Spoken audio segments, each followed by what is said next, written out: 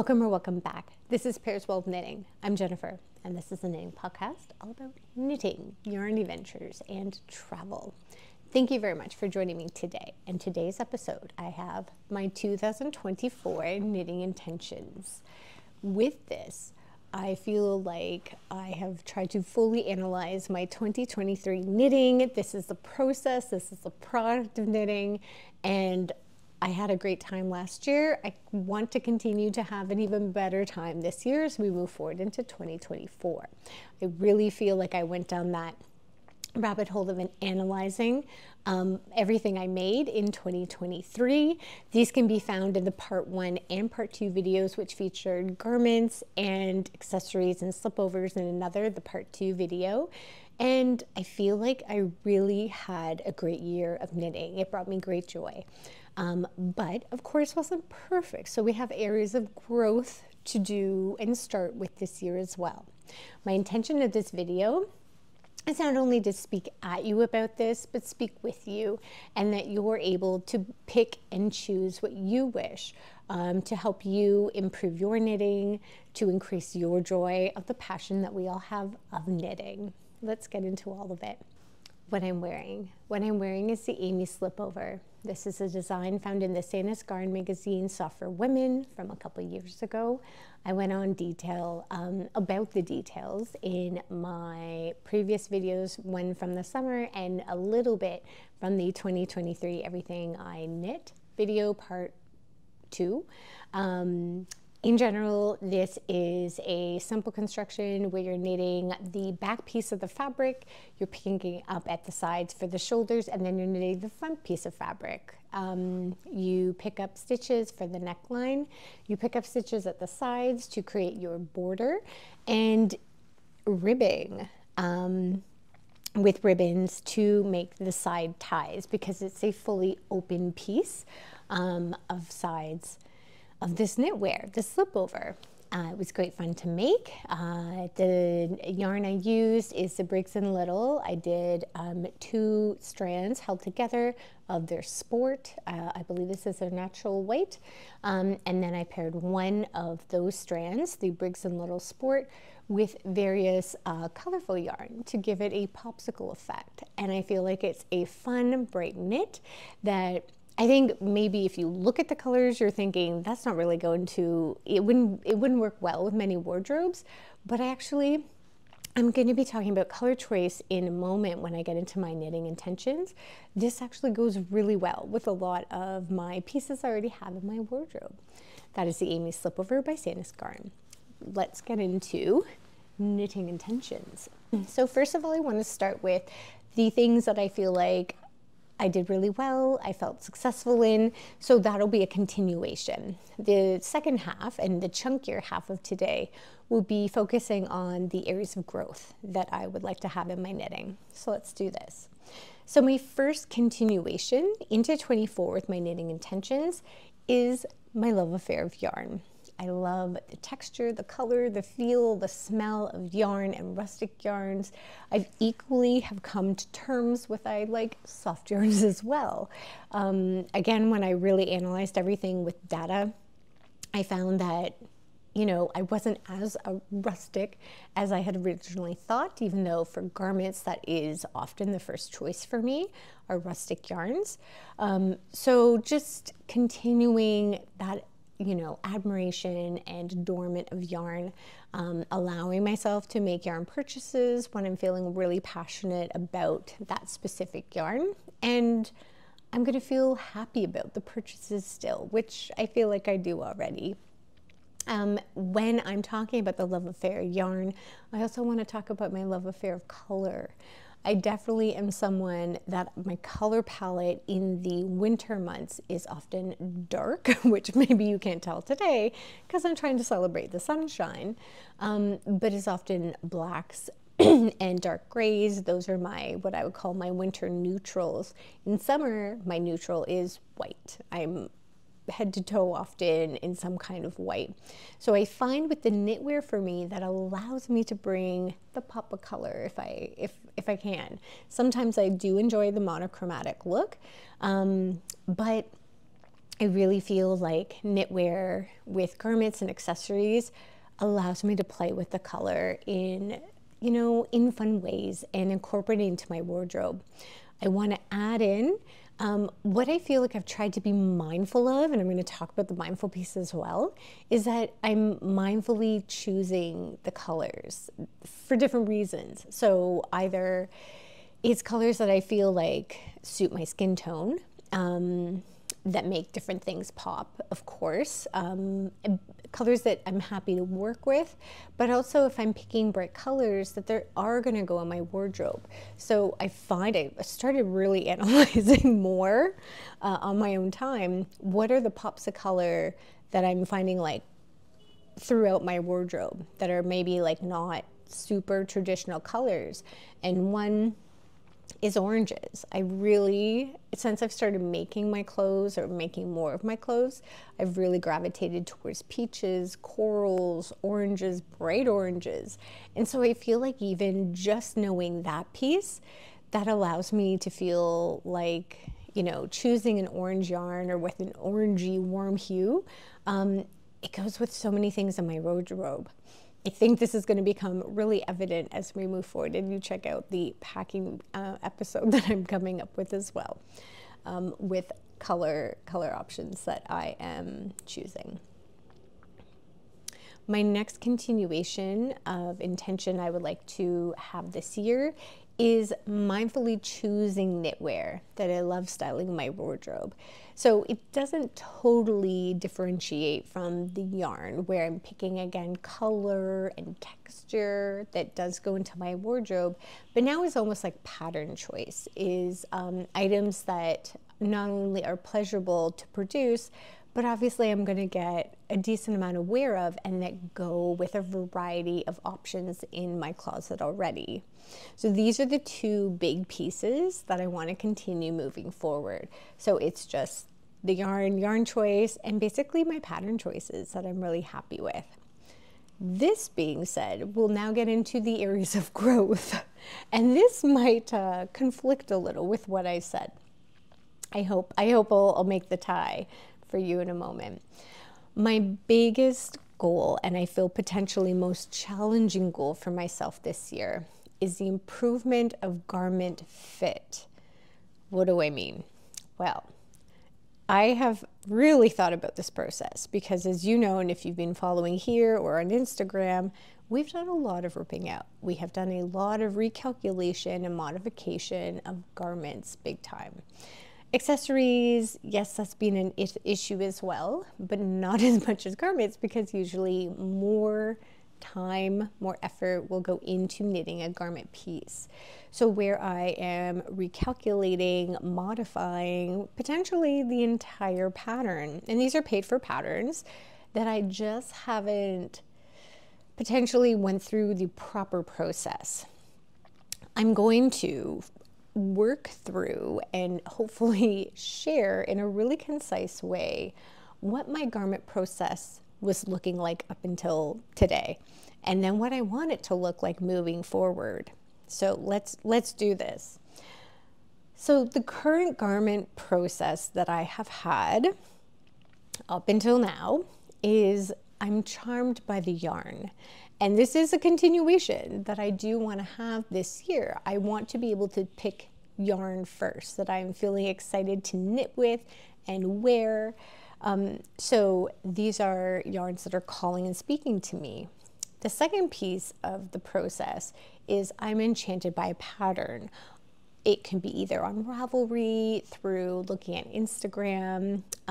Somehow I'm perusing and coming across different patterns. It may even be patterns that I've already had in my queue for a bit, where all of a sudden they're really speaking to me about that piece to cast on. My third part of my current garment process is pairings. So I'm pairing the yarn with the pattern at this point. So I've often chosen my yarn first, then put it together with my pattern, because I have this very clear vision of the color, of the texture that I feel like that thing, that sweater, that slipover could have. And in my mind, I'm on a mission, and that's exactly what I want. My last piece, and I'll say of this process, is the modification. So where I would modify for the difference in gauge and fit, because I so heavily focused on that vision I had of pairing yarn with the pattern. I would still gauge swatch, but it almost inevitably would lead up to me having to modify the pattern quite a bit, or recalculating for the entire thing altogether. This is obviously a lot of time. It's really allowed me to grow, I think, even more as a knitter, because now I'm understanding construction of garments even more. However, it does involve a lot of ripping out, and that can be sad. So that was the process before. So a lot of recalculation, reknitting was happening. That was in the current garment process. I've tried to put this into words now for moving forward of how to improve this process. So here we are, let's do it. This is the intended garment process I have for 2024 moving forward. So I've got kind of two pathways that I could choose, still allowing myself this creative option. So hear me out. So I can continue on with being charmed by yarn. I'm easily spoken to by yarny goodness. This is still very doable and can be the first part of the process to get that creative ball rolling. My second piece is gauge swatching. Trying to have an open mind and not pinpointing or pigeonholing this yarn into a specific pattern or garment. I'm going to gauge swatch. I am laughing at myself because I've never just done this, but I'm going to try. My third part of this tier is pairing my gauge to a pattern. This is a brand new process for my brain, and maybe this is something that you do already. You let me know what your process is. Maybe this is it. Maybe this is groundbreaking, just like it is for me right now. I don't know. So I'm pairing my gauge from the yarn swatch I did, or I should say gauge swatch, to a pattern. Because I know I'm not going to pick the yarn always intended by the designer. I know myself. And then at the end, I'm going to modify for fit if needed, making the tweaks. For example, shortening or lengthening the body, the sleeves, that kind of thing, doing a different neckline. These are really simple, very simple things compared to what I was doing in 2023. So this is one kind of slice of the pie. If I go back to my intended garment process, I have another option that can drive this process forward. Again, I want to give myself options so that I'm feeling still open and that I have that freedom, because freedom is a big core value of mine. So let's do this. So the first part of my new, or I should say improved garment process is I am allowed to be enchanted by the pattern first. I'm scrolling, I'm finding a pattern that I'm really excited about. I'm seeing a sweater on somebody where I'm thinking, this is for me, this needs to happen. Then I gauge swatch. I know. What? So I don't have to be married, and probably I'm going to try to say I shall not be married to a yarn choice at this point before I gauge swatch. Having an open mind, realizing that this pattern may not pair perfectly well with the yarn that I wanted to pair with. That I'm going to be a little more open and maybe have to gauge swatch maybe more than one type of yarn. Different gauges, who knows? From there, my third piece is pairing my gauge and my yarn. So again, it's going and letting the gauge drive the decision to what is going to be knit, or I should say used with the pattern. My last portion of this is modify for fit when needed, which is similar to the other pathway of this improved method. Basically, I'm being driven by one of two things still that for me, I can find great success in, because these are driving factors where I'm first being wooed by yarn or wooed or enchanted by the pattern. But then I pause and I gauge swatch, and then I match accordingly to gauge. This I find I could have great success.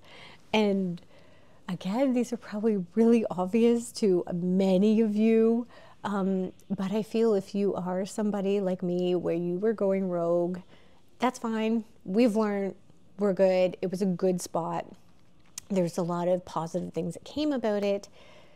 We are allowing ourselves to be even more successful with this new intended process. And if you have not perhaps tried this type of process before, or really boiled down your process, if you are having issues like moi, maybe this is encouragement for you to do that. And your process might look totally different, and you still might be super happy with your process. Let me know what your process is. Maybe I'm still missing something in the process that I've created for my improved garment process. Please share. All right, this was, and I believe will be, a massive goal for me for this year. In the second chunk of my intentions are techniques. So the first technique that I wish to achieve over this year is an overall cable work sweater.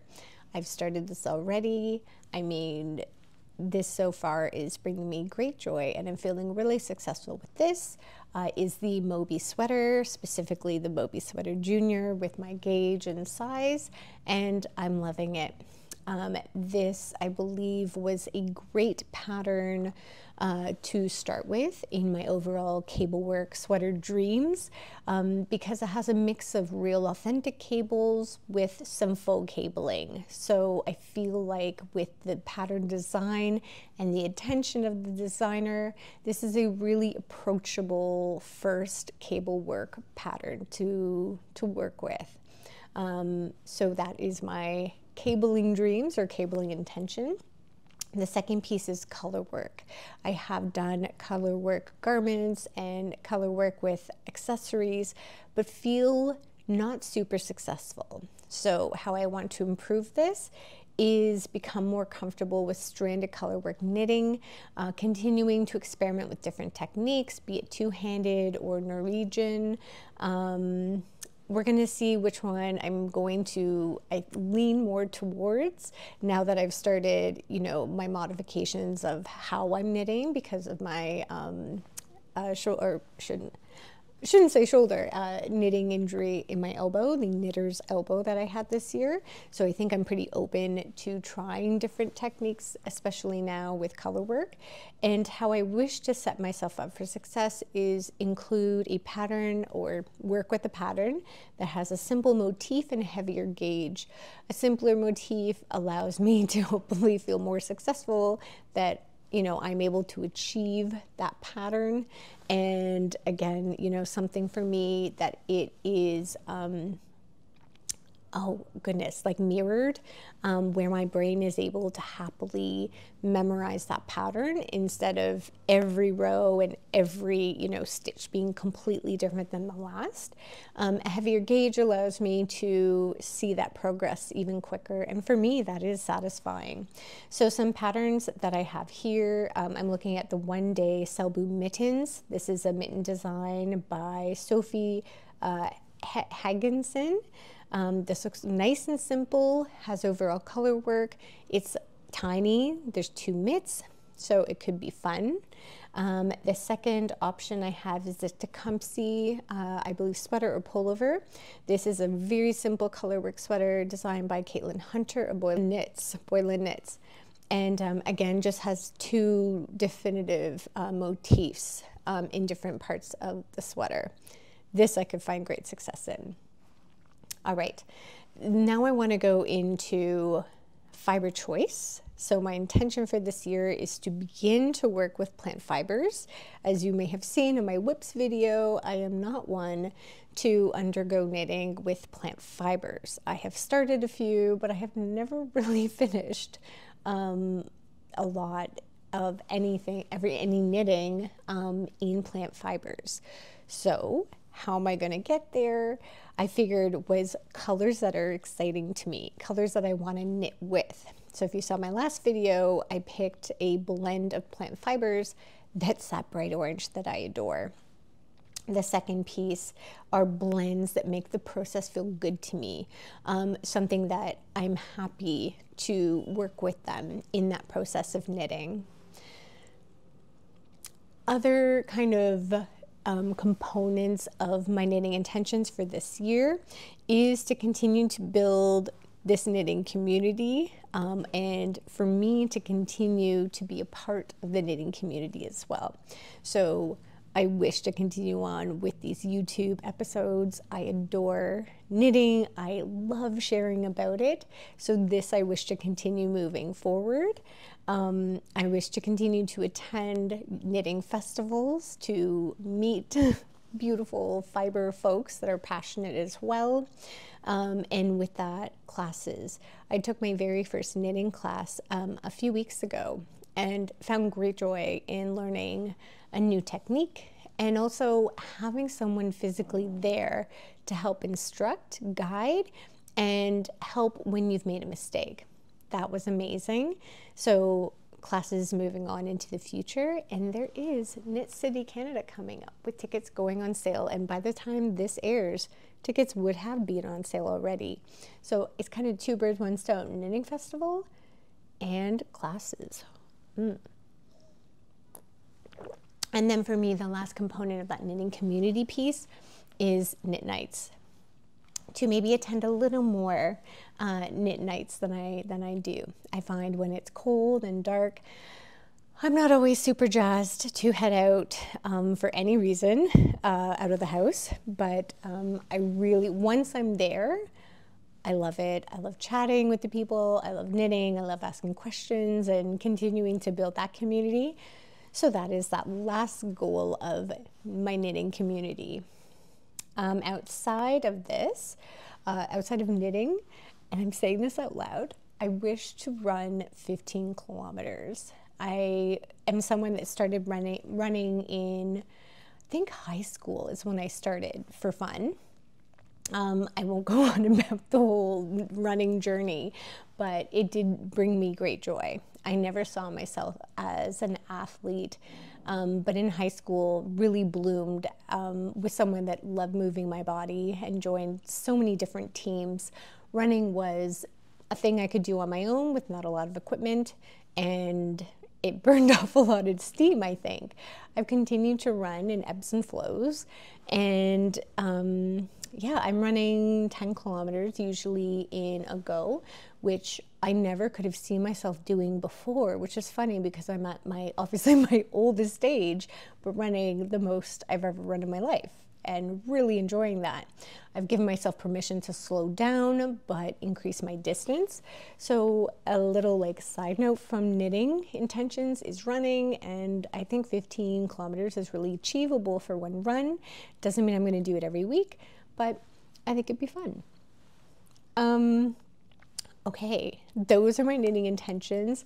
That is my non-knitting intention. So I want to thank you for joining me today and for, I think, allowing me to feel open and slightly exposed from sharing the things that I feel really successful in, and then the things where I do know that I have those areas of growth. This is an element, a passion of mine that I do for fun, and this is during my free time. So I really wish to continue to make it an enjoyable one for myself and for you as well. So I hope you're able to take away pieces of today with the intentions, and that you create some intentions for yourself, but keeping in mind setting yourself up for success. And I feel like that's what I try to do, have these bite-sized chunks where we're able to grow in small bits. We don't need to change overnight and go from 0 to 100. And I hope that was transparent in my intentions that I shared with you today. Okay, if you enjoyed this episode or others that I've produced like it, I invite you to like and subscribe to the channel. I also invite you to click on to the Ko-Fi account that I created and consider buying me a coffee. I want to thank everyone that has purchased a coffee for me very much, very appreciated.